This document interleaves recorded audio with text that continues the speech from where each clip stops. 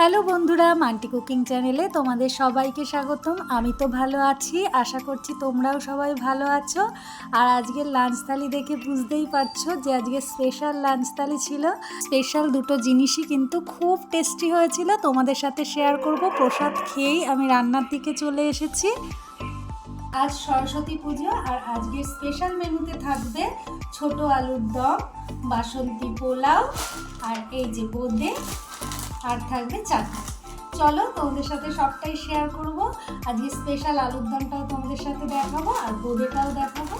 আজকে লাঞ্চে যা যা হবে তার সব কিছুই আমি গুছিয়ে নিয়েছি, এমনকি মশলাটাও আমি গুছিয়ে নিয়েছি। সরস্বতী পুজোতে নিরামিষ খেতে হবে এরকম কোনো নিয়ম আমাদের বাড়িতে নেই, কিন্তু আজকে মন থেকেই ইচ্ছে হলো যে পোলাও আর আলুর দম করি, তার জন্যেই আজকে করলাম। আর দেখো, প্রথমেই কিন্তু ছোট ছোট আলুগুলোকে আমি সেদ্ধ বসিয়ে দিয়েছি। প্রথমে আলুগুলোকে ভালো করে ধুয়ে নিয়েছি, তারপরে প্রেসার কুকারে একটু নুন দিয়ে সেদ্ধ বসিয়ে দিয়েছি। আর রান্নাটা তাড়াতাড়ি করার জন্য ওই দিকের গ্যাসেও চাটনি বসিয়ে দিয়েছি। আর এই খোসা ছাড়াতে কিন্তু অনেকটা আমার দেরি হলো, খোসাগুলো ছাড়াতে একটু সময় লাগে। আবার আমি গরম তেলের মধ্যে আমি আলুগুলো দিয়ে ভালো করে কিন্তু এবার আলুগুলোকে ভাজতে হবে। এই সময় আলু ভাজাটার মধ্যে আমি হলুদ দিয়েছি, এখন কিন্তু আমি আর নুন দেব না। ভাজা হয়ে যাবে লাল লাল করে, তারপরে লাস্টে আমি একটুখানি নুন দেবো। আর সেদ্ধর সময় কিন্তু নুন দিয়েছি।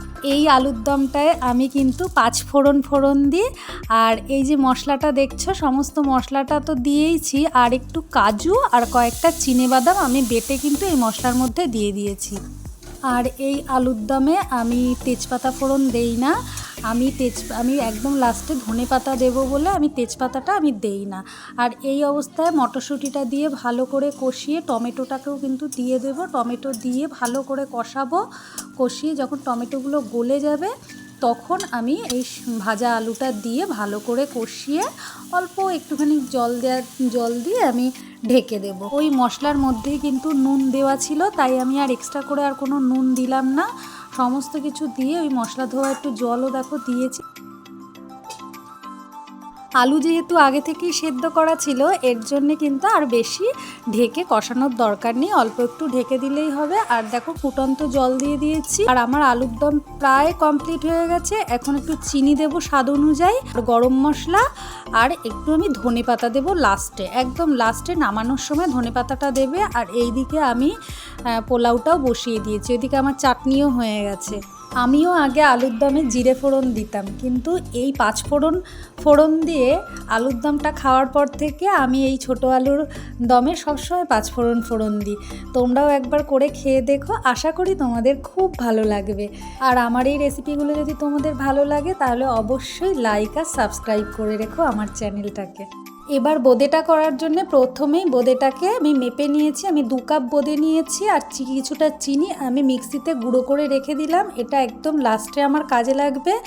আর দেখো, আমি 2 কাপ যেহেতু বোঁদে নিয়েছি, আমি 2 কাপের থেকে একটু কম আমি জল দিয়েছি। আর সেই জলের মধ্যে 1 চামচ মতন ঘি, সামান্য নুন, 2টো লবঙ্গ, 2টো এলাচকে আমি থেতো করে আমি জলের মধ্যে দিয়ে দিয়েছি। আর ওর মধ্যে আমি ওই কাপেরই 1 কাপ চিনি দিয়েছি। আর এবার ভালো করে জাল হতে হবে। আর চিনিটা যখন গলে যাবে, তখন কিন্তু বোঁদেগুলো দিয়ে দেব।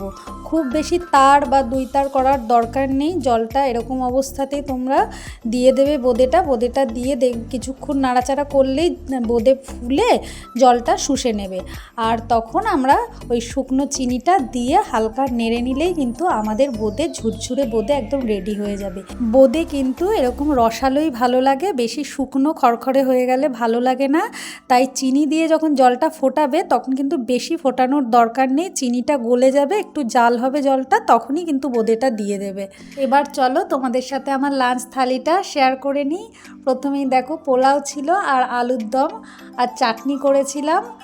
আর এই বোঁদেটা কিন্তু খুব ঝুরঝুরে আর খুব টেস্টি হয়েছিল। তোমরা একবার এরকমভাবে করে দেখো, আশা করি নিরাশ হবে না। তাহলে ভিডিওটা আজকে এখানেই শেষ করছি, দেখা হবে অন্য কোনো নতুন ভিডিওতে। আর একটা কমেন্ট করে অবশ্যই জানিও ভিডিওটা কেমন লাগলো।